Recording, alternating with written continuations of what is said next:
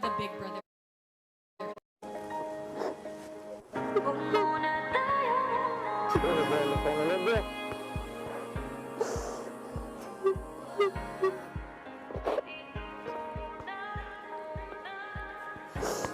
Oo, bait mo kaibigan. Talaga mo.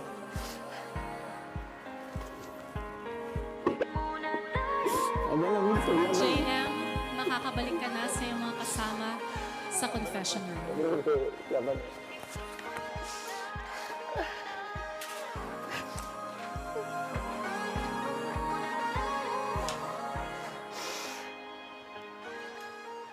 Binsoy, Yes po, kuya. hindi lingid sa akin ang napakalaki mong ambag sa iyong pananatili sa aking bahay ng maraming linggo.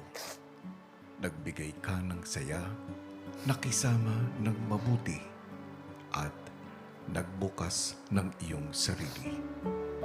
At lahat ito ay aking lubos na ipinagpapasalamat. Tawa ay manatili sa alaala mo itong pabaon ko para sa iyo. Hi, ako nga pala si Binsoy, 22 years old, from South Cotabato. Maabilidad at masayahin. Yan ang mga karakter na nakita ko sa iyo. Hindi ka man lumaki sa marangyang pamumuhay, mayaman ka naman sa pangarap para sa iyo at sa iyong pamilya. Buwis buhay na kami magtratrabaho para lang mataguyod yung araw-araw namin na pamumuhay. Kaya ako nagsusumikap para namigyan sila ng magandang buhay. At dahil sa iyong ginintuang puso, hindi ka nahirapang makisama at makahanap ng panibagong pamilya. Sulalim pa yung pagkakaibigan naming lahat, kuya. Natibay pa ho yung pagiging best friend ho namin, kuya. Paglabas mo sa aking bahay, naway makatulong ang iyong mga natutunan upang tuparin ang iyong pangarap. Ang babaunin ko sa labas, pagpapahalaga ko po sa ibang tao. Kahit mapalabas man ako, kuya, kumbaga, sila ho yung naging treasure ko ho.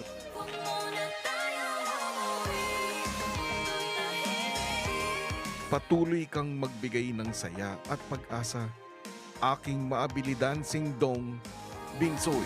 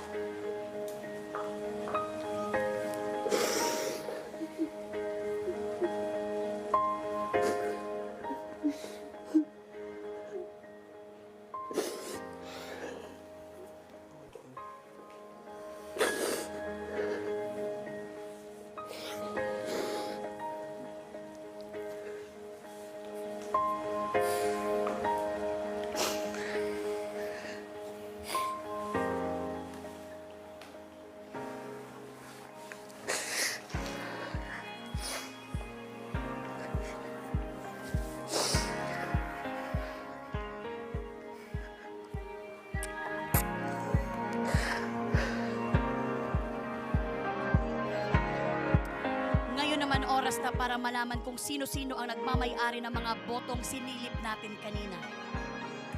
Eto na nga, si Binsoy na nga ang ating latest evictee ng edisyong ito at nakakuha ng pinakamababang kabuuang boto.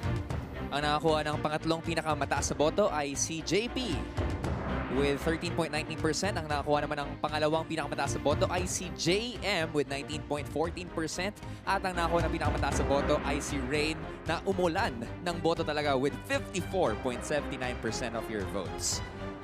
Ngayon, ibalik natin kay Ate B. Yes, Robbie D and Mel, ay sa puntong ito, salubungan na natin dito sa Outside World ang maabili dancing dong ng South Cotabato, Binsoy! Right. Hi, Binsoy! Hello, Binsoy! Hello! Welcome back to the Outside World. Emosyonal ang tagpo sa loob ng confession room. Pero Binsoy, ito, diretsahang tanong, okay? Since 6 na lang sila na housemates sa loob ng bahay ni Kuya, sa'yo, sino nga ba ang deserving na maging